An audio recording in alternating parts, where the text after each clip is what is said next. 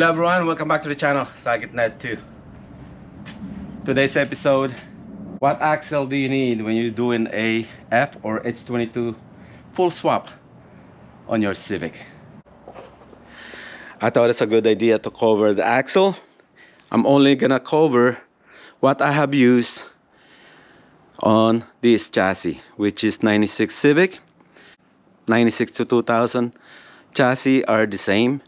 A little bit of information that you could use also on your 92 to 95 Honda Civic. As you can see, I got the tire remove. Later on, I'm going to show you how to check the correct length of your axle.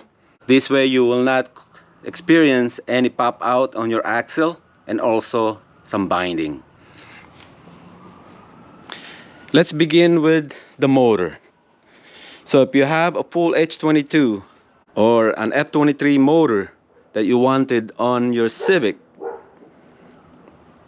F23 and H22 are the same. The only difference will be is what post bracket that you are going to use.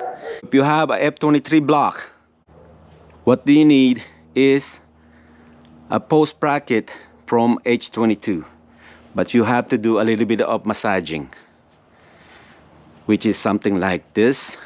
I have covered this on one of my episode. You have to elongate the hole, the bottom hole right here. This one right there. This one I welded some material so it will have a lot of meat for strength. That's all you have to do for your H22 post bracket. Second, if your F23 block comes with a post bracket, which is something like this, this is already been modified. As you can see, I have a material welded on right here. That is welded on just to mimic the H22 bracket. So you could tie this on your mount. Third will be post bracket from a 92 to 93 CB7 Honda Accord. That's a plug and play, which is something similar to this. No modification is needed. You have three choices: H22, F23, and a CB7.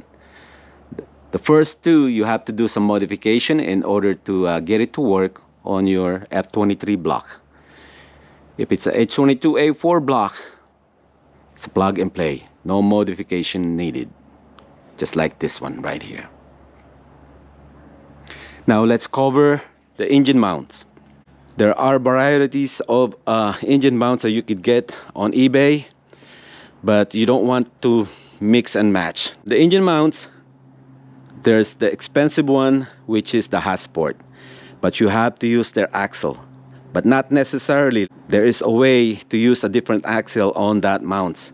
Me myself, I'm using an innovative engine mounts, and I ended up doing something on my rear T bracket. Alright, so you could get a Hasport if you like. Use their axle. That way you don't have to worry about any headache. That is 100% guaranteed. They did their research, and of course it's gonna cost you a lot. You could get the innovative if you like, just like what I did here, but pay attention when you put your motor when it comes to securing the rear T bracket. Secure the transmission first. Second is this one. Once you get those 2 points secure, then the motor will be hanging. It's a lot easier without the intake manifold if you can. That way you could see everything when it comes down to the rear T bracket. So if you are using something similar like me, I got this bracket from a non-VTEC version, the H23A1. I'm not sure if it's the same as the H22 manual transmission. If you can, try to get the manual transmission. On this one, I have to do a little bit of modification. I cannot guarantee that it will work perfectly on yours if you get a manual transmission. Like I said earlier, it depends on the engine mounts that you are going to use. What I did here is mix and match. So I'm just explaining to you the experience that I have. That way you can use it as a guide. And also you can check once you are doing your swap. So on the rear tip bracket, when you put this on, so it's gonna go like this. Your engine mount, rear mount will be somewhere here, like so. Go ahead and secure this side. Put 2 bolts, one here and one here, and leave this one for now. What you're gonna check is you wanna make sure that the hole will line up, because this one I have to modify this. Alright, okay, you got the rear tip bracket secured on the transmission side. Now go ahead and use the jack underneath, and if you have a level, check the oil pan. Yeah, take a look at the oil pan, make sure it's horizontally level on something how you like, and also check this, make sure that you're not twisting the motor mounts. So if you push the transmission, if you have a jack on the rear side of it, then the motor will go up, will tilt up. Without the jack, this motor, it will lean back. Once it leveled up, you will see the hole. And once you are satisfied on how you want the motor is installed, without any twisting here that you know of, that you can see, then go ahead and take a look at this, and if you are lined up, you are good. If not, let's say it's like so, then you have to elongate the hole. Or let's say if it's only covering about that much, then you need to do something. This one, when I have this on there, it was off. It was like this. I have to hog this side. I have to trim this side, and I welded a piece right there in order for the bolt to go through.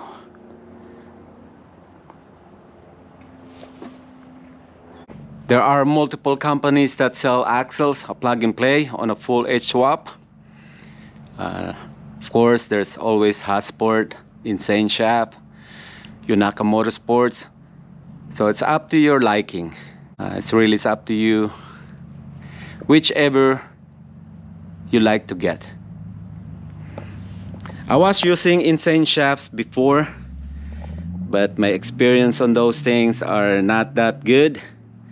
Lucky that they cover some of the warranty, and I learned something from it, which is something that we will cover it. You need the intermediate shafts. It's either from Honda Prelude or Honda Accord. Make sure you get a half shafts from a manual transmission, just to prevent any more headache, that you are assured of that everything is from a manual transmission. Let's just say that you are using an H22 half shafts, just like this one here. What do you need now is from a 1989 Acura Integra axle.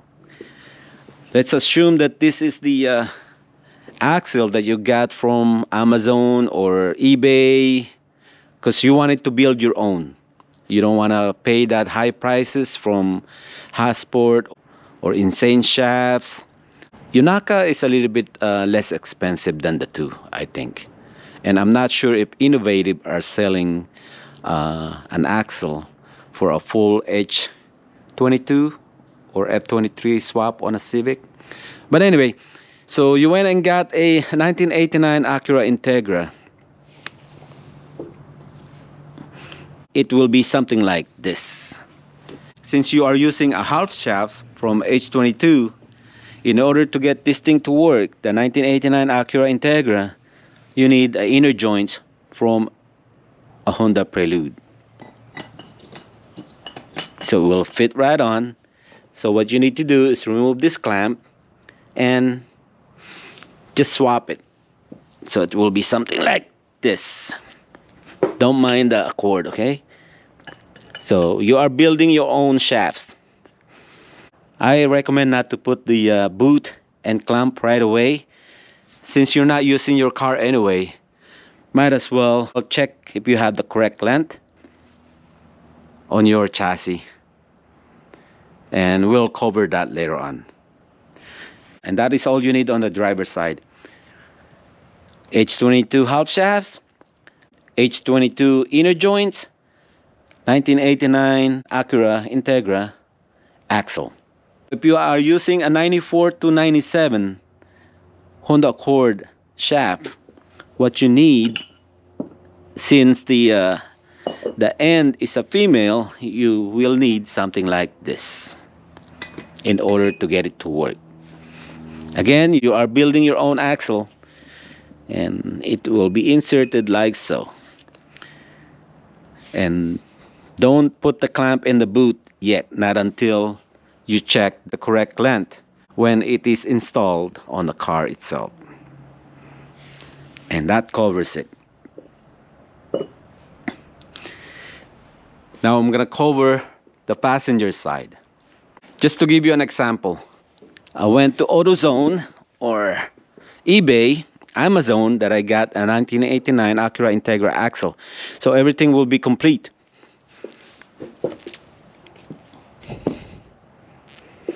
I need to replace the inner joint in order to get it to work, in order to insert it onto the Prelude transmission. So I need to get a Honda Accord or a H22 inner joint, which is something like this. Then I need to replace that. The difference between the two is the length. As you can see right there. See the length? This is a B series inner joint. And if you try to insert this in the transmission, it will go in. The only problem is this will pop out when you're making a turn. It's because of the circlip is not locking itself onto the differential. It's too short. It's 1/8 of an inch shorter. So if you are building your own on the passenger side, make sure to replace the 1989 Acura Integra axles and put a H22 or a Honda Accord inner joints in order to get it to work on your chassis. Now let's cover checking the correct length. I highly recommend not to install the boot and the clamp. This way you could actually see where that ball is going to be sitting, the bearings in the inner joints. Remember, the inner joints, you are using an H22 or a Honda Accord inner joints. Do not use the B series because it will pop out. The correct length, it has to be inside that differential. Anyway, so get your axle in. As you can see, I have a jack. You have to jack the knuckle and get that axle horizontally as much as you can. And all you have to do is give it a push all the way, as much as you can. Get your tape measure and measure how much it was sunk in. You have to measure it from the face of the hub, from where the nut sits, and how much it's sunk in. The maximum is 1/4 inch. If your axle sit flush like so, it's even better. And if it sticks out about 1/4, that's also good.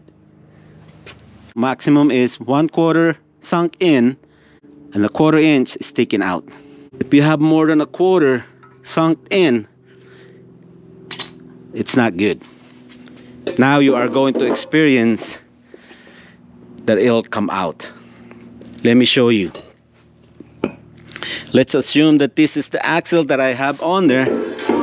Remember I said do not put on the boot and the clamp yet. It's because of it's a lot easier to see. Alright, so what I did is I push it in all the way till it hit the end of the inner joint. Now you measured it. Let's say it's more than a quarter. Once you put the nut into the knuckle, now you are going to secure this. This thing is gonna move. It's gonna come out.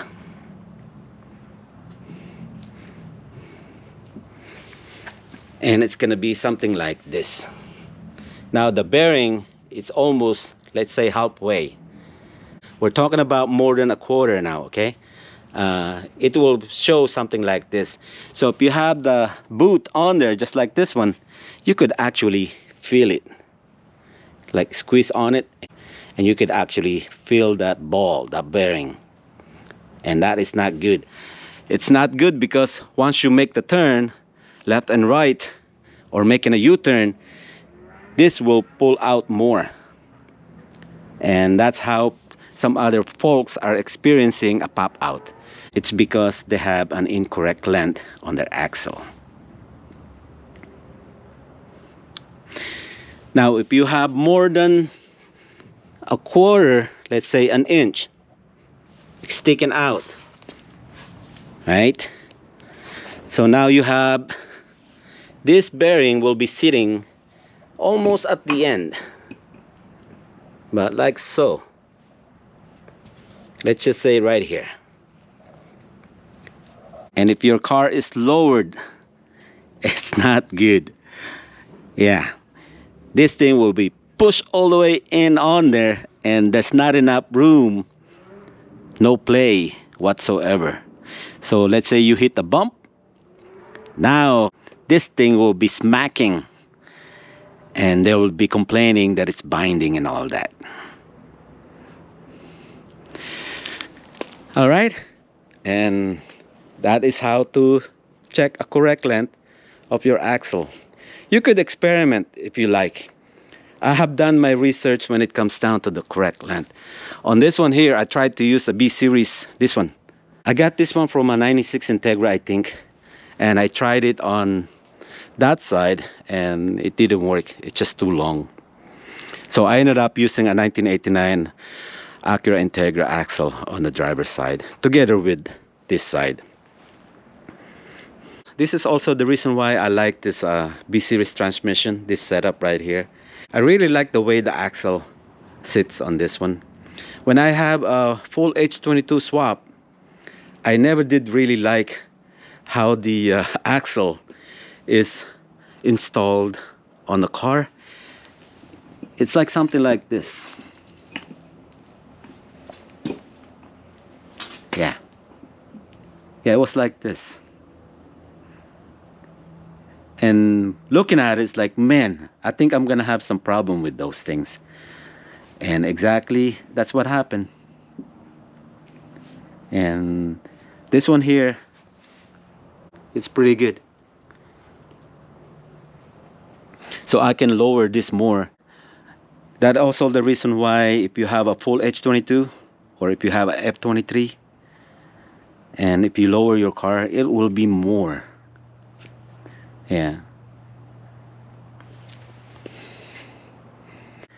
This is pretty much like what I have in the beginning with. It was sitting like that. And that's in an angle. It was like this because remember the car is lowered. Something like this. That explains why the insane shafts, the bearing disintegrated. It's because of that. It's because of that angle. It vibrates so much that it put a toll on that bearing, the needle bearings, and it went shut. So if you are experiencing any vibration, especially when you're making a left turn or a right turn, start checking your axle. And especially if you have an axle that sits like this on the chassis, it's not good.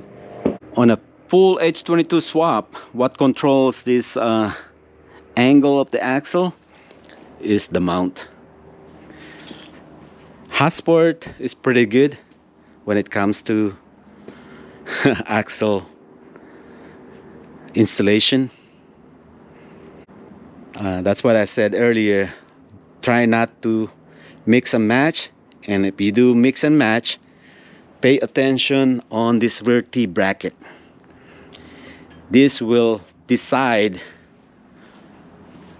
what your axle is going to be looking like. So remember what I said.